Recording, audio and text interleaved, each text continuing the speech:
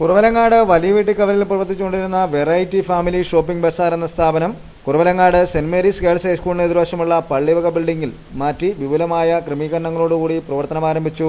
കുറവലങ്ങാട് മർത്തമറിയ ഫൊറാനപ്പള്ളി വികാരി father Abraham കൊല്ലിത്താനത്ത് മലയിൽ പുതിയ കടയുടെ ആശീർവാദ കർമ്മം നിർവഹിച്ചു. വ്യാപാരി വ്യവസായി ഏകോപന സമിതി പ്രസിഡന്റ് ടോണി പെട്ടക്കാട്ട് ആദ്യ വിൽപ്പന നിർവഹിച്ചു. പ്രൊപ്പറേറ്റർമാരായ ലിജോ ഇടയത്ത്, ഷീൻ ആരംപുളിക്കൽ എന്നിവർ പരിപാടികൾക്ക് നേതൃത്വം നൽകി. ഉദ്ഘാടനത്തോടനുബന്ധിച്ച് 1000 രൂപയ്ക്ക് മുകളിലുള്ള ഓരോ പർച്ചേസിനും പ്രത്യേക ഗിഫ്റ്റ് നൽകുന്നതാണെന്ന് പ്രൊപ്പറേറ്റർമാർ അറിയിച്ചു.